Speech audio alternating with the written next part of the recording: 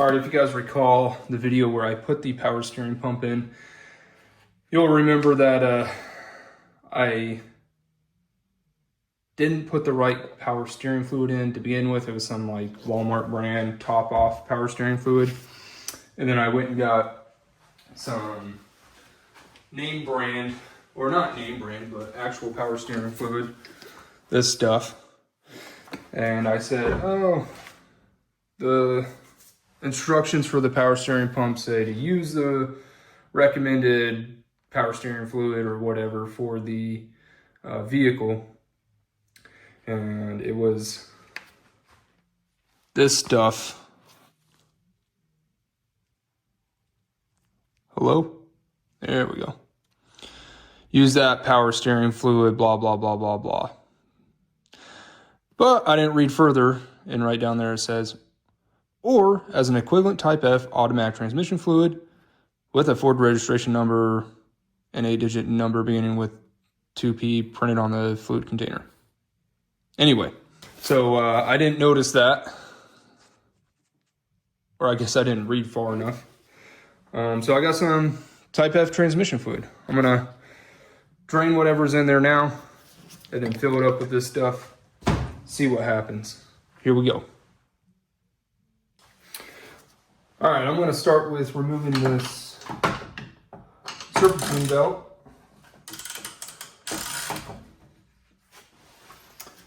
And then I'm going to get the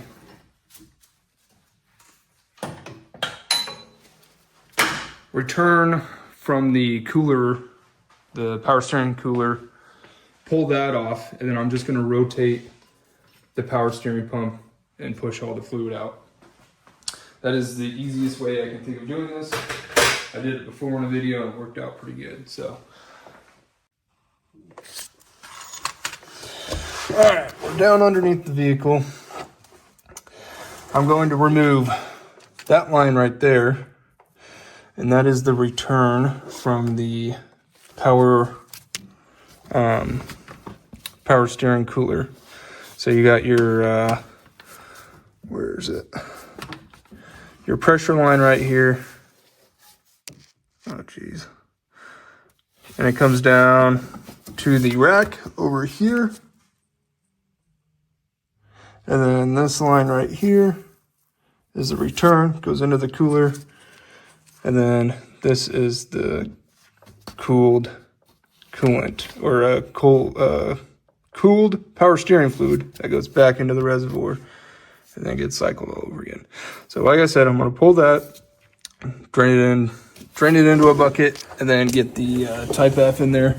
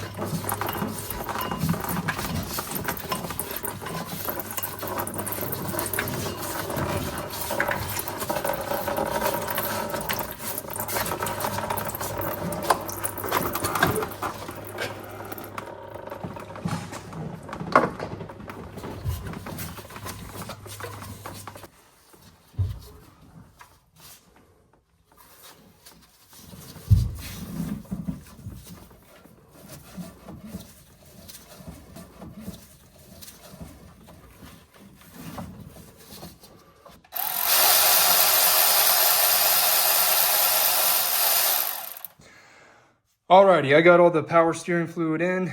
I'm gonna get the serpentine belt back on. And then I think I'm just gonna go ahead and replace this thermostat. But let me get this serpentine belt on. Here we go. If you ever wanted to know how to remove serpentine belt off the Fox body, 18 millimeter socket or wrench, go counterclockwise. This bolt is actually reverse thread for this idler pulley. And then you're just gonna go up with it and then go around whatever pulleys you need to.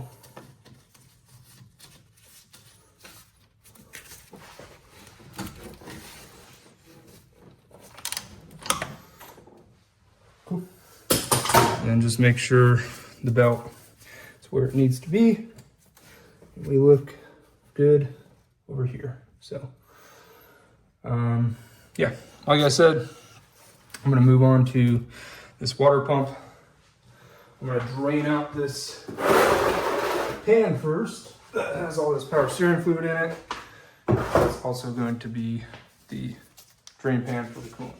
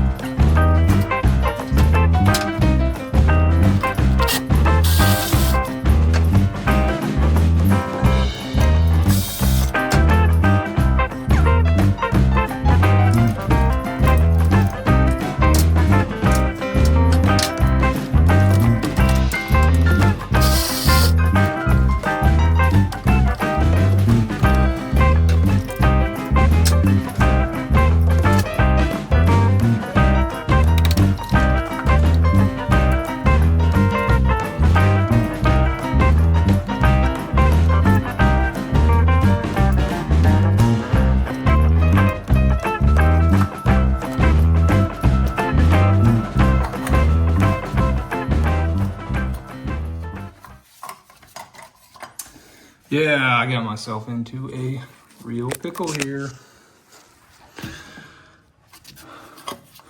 He was using that ratcheting wrench to get that bolt out, and then I did it too far to where I can't get it out.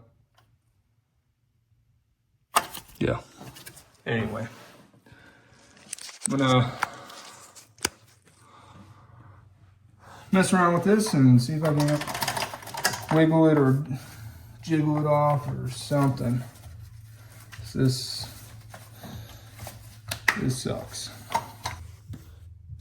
All right, I got super lucky. I was able to shift the thermostat housing that way, and now I should be able to get it out. Oh yeah. Here you go. Learn from my mistakes. Don't put a ratcheting wrench on that one, at least. But cool, got it out. Just as I suspected, this is a 160 degree thermostat. So that is way too cold. At least for this car, this area. So yeah, good thing I'm doing this. I'm gonna clean all this up and then throw in the new thermostat.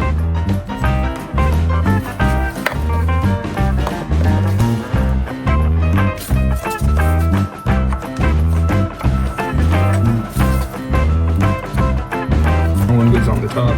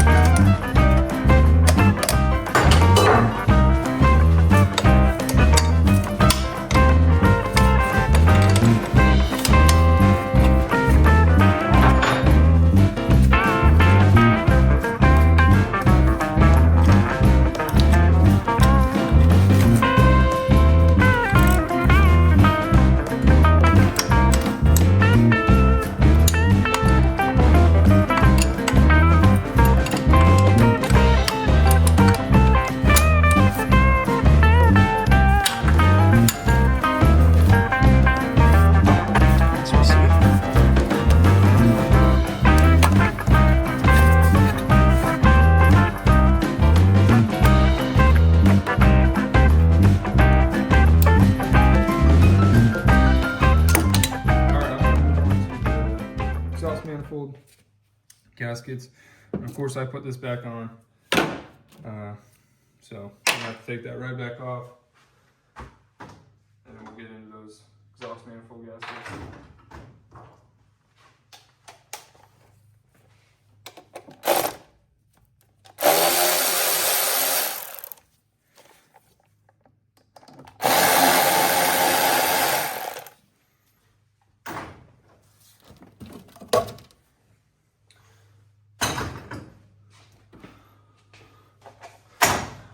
I already broke all these loose, sprayed them with PB Blaster the other day, so it's a 9/16 bolt.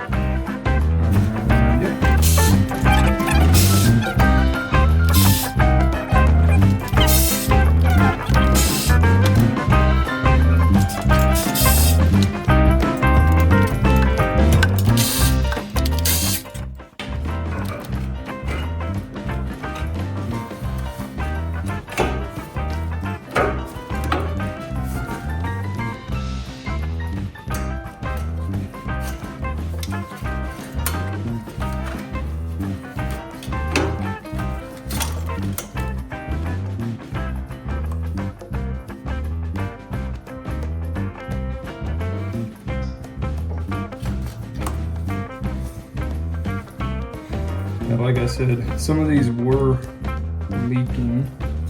Looks like maybe that one was, well, maybe that one and that one, something. I don't know. They were definitely leaking either at the manifold or at these little donuts, which are down there. I'm also going to remove this when I go down there. That's just clamped in.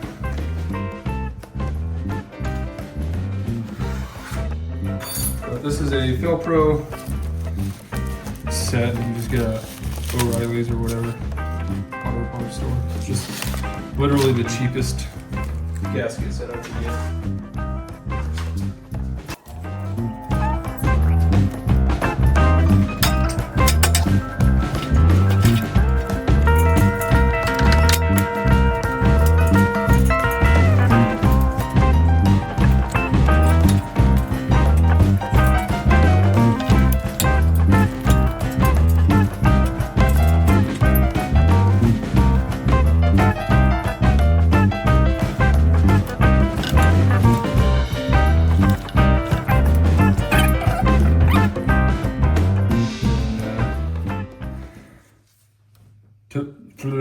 Alright, so the new gaskets and the old gaskets were this way too, but they got these little hooks over here. That way you can put a couple bolts in, slide this in, and then the gasket is being held while you tighten everything down. So I'll throw all these bolts back in, and that's it for the manifold gaskets. Pretty easy. Next we're gonna go down to the bottom. That's where that that one what do you call it, smog system pipe comes to. It comes to the H pipe right here, or I guess it's not the H pipe, it's just a pipe in the either side of the exhaust before the H pipe. Fuck. All right, and then this is the smog system pipe that's still up in the on the passenger side by the exhaust manifold. It's just a clamp. I'm gonna remove that clamp, and then I'm probably just gonna get some vice grips and then roll and pinch that right here where it connects, and then that'll hopefully seal it off. But if not, then I'll come back around and figure something out for it. But so that's my plan for right now. Once I finish up, I'll show you guys so you can see everything. I'm a little exhausted. It was a little bit of a fight to get this guy out here. This was that little valve thing for the smog system that was over here on the passenger side. And then underneath here, There you go. That's where it connected. I just pinched it off. I think it'll be okay. If I get any exhaust noise out of it, I'll go to Harbor Freight and go buy a welder and just booger weld it up until it stops making noise. But I'm gonna get the car down off the jacks and then bleed the cooling system and the power steering system, and then hopefully we'll be all good.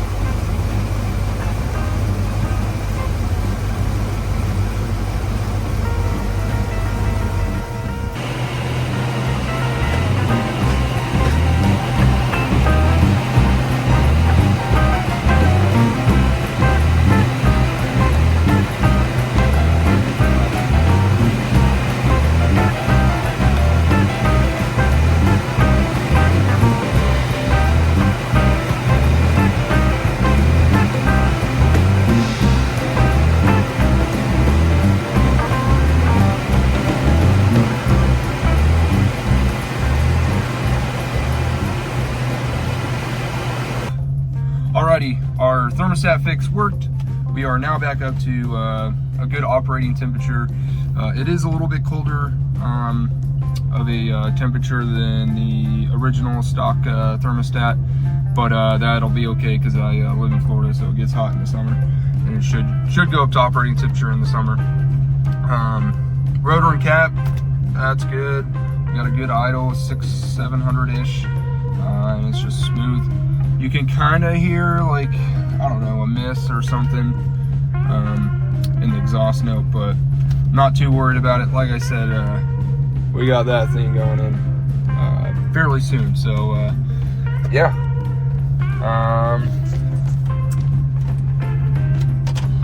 So yeah, appreciate you guys watching. If you like the content, like, share, comment, subscribe, all that jazz, and we'll see you on the next one.